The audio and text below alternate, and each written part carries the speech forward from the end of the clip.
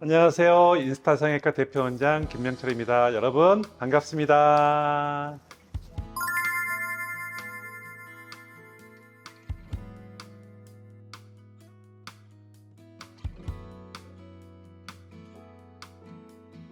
일단은 피막 제거에 대한 부분은 정말 말이 많은 분야입니다.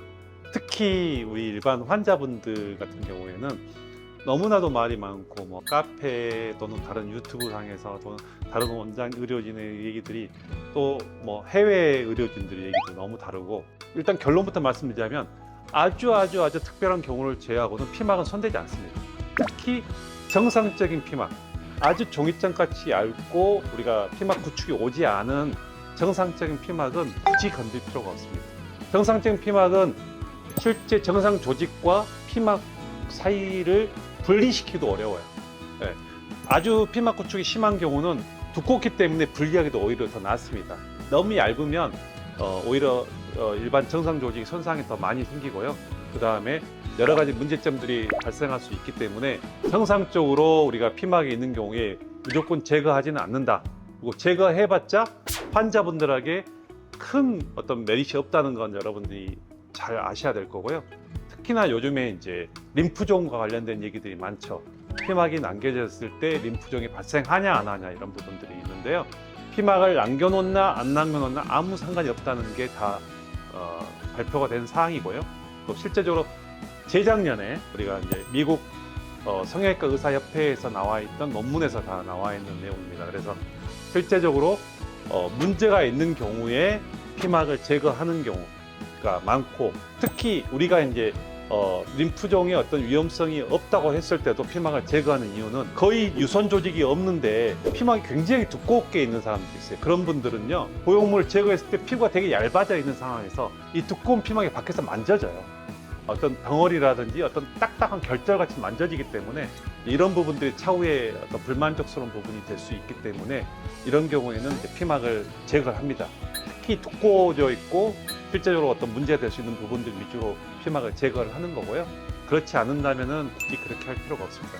한 가지 또 하나 문제가 또 있는 게, 가슴 보형물 제거하고 나서 장액종이 발생하는 경우가 아주 흔하진 않습니다. 솔직히 저는 그렇게 많이 경험하지 못했어요. 거의 경험하지 못했는데 간혹 발생한다고 합니다. 그리고 그것 때문에 피막을 제거해야 되지 않냐라고 그런 우려를 말씀하시지만, 피막을 제거한다 해서 장액종이 무조건 발생하지 않는다고 100% 확실하게 말씀드릴 수는 없어요. 특히 피막을 제거하면서 혹시라도 지연성 출혈이 생기면 그 출혈에 의해서 오히려 혈액이 고이게 되고 그게 장액종으로 남는 경우도 있기 때문에 문제가 될 수 있는데, 그건 한 가지는 맞습니다.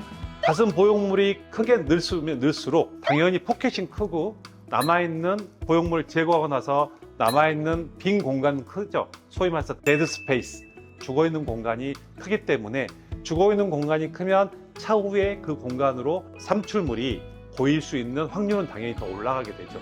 큰 보형물을 넣었던 환자일수록 보형물 제거 후에 장액종이 생길 수 있는 확률은 조금이라도 더 높으면 높았지 적지는 않습니다. 일단 말씀드리고 싶은 중요한 요지는, 여러분들이 피막에 대한 굉장히 어떤 잘못된 정보를 갖고 있기 때문에 이번 기회에 피막에 대한 정확한 정보를 아셨으면 하고, 피막 제거가 무조건 필요하지 않고 대부분은 필요 없다라는 게 원래 정답이고요.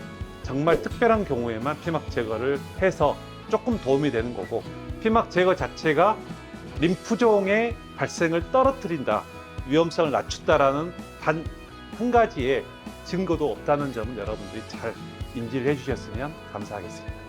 여러분들이 질문해 주신 여러 가지 질문에 대해서 답변을 해드렸는데요. 저 답변에 대해서 혹시라도 더 궁금한 내용이 있거나 추가적인 질문이 있으시면 댓글로 저희 유튜브 채널에 남겨주시면 감사하겠습니다.